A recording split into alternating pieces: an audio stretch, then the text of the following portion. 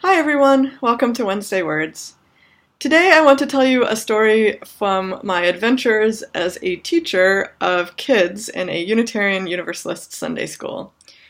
So this story took place when I was an intern minister, and as part of my learning agreement with the congregation, we decided that I should spend some time with the congregation's kids, because it's not an area of ministry I had a lot of experience with. So for some period of a couple months, I was the lead teacher of one of the RE classes on Sunday morning. And I had pretty young kids. I think they were like 2nd to 4th grade maybe. And we had a curriculum and, we had particular activities every week in a particular lesson. And I was not great at this. It's not a thing I had a lot of experience with, and it was a real challenge for me. Because little kids are very active and don't necessarily listen to directions, and I found this a real challenge. And in particular, I had this one little boy, who I'm going to call John for the purposes of this story, that's not his real name, who was just a ball of energy. I mean, this kid was never still. The phrase bouncing off the walls was coined to describe kids like this. Just a bundle of energy.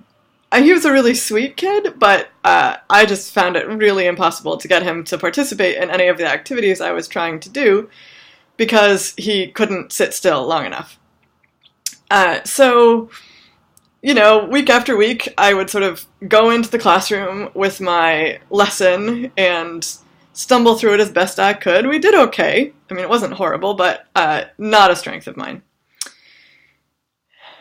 And the minister of the congregation, my supervisor, was a Tibetan Buddhist. And so Buddhist meditation was an important part of our congregation's spiritual life.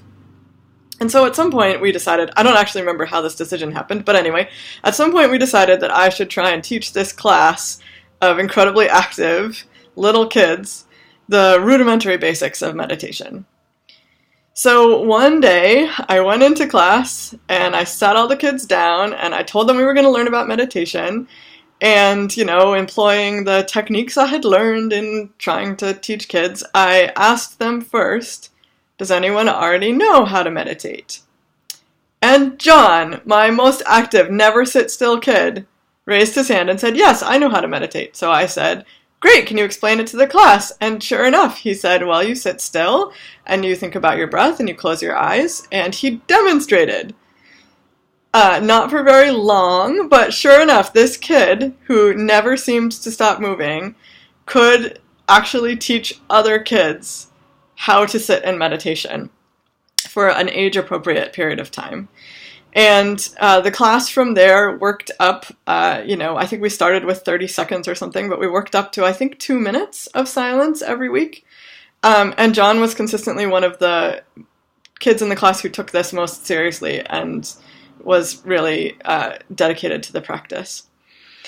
So this was an amazing story to me at the time. It was an amazing experience that reminded me not to assume that we know everyone's capacity completely or that our first impression of people is accurate.